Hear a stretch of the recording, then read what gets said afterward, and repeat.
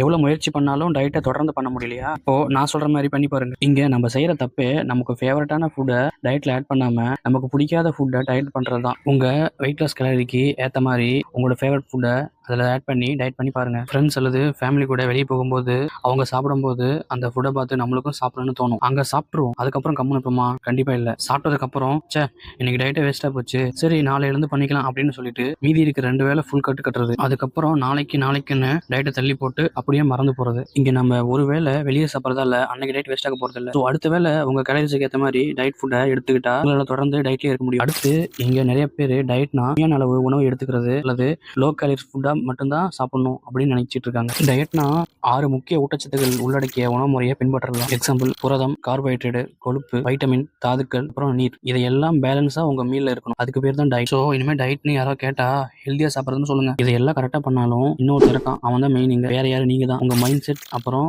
உங்களோட டிசிப்ளின் இதுதான் உங்க வெயிட் லாஸ் கோலை அச்சீவ் பண்ண. டயட்ல எதனா சந்தேகம் இருந்தா கீழே கமெண்ட் பண்ணுங்க. மேலும் இது மாதிரி வீடியோஸ் பார்க்க நம்ம சேனலை சப்ஸ்கிரைப் பண்ணிக்கோங்க.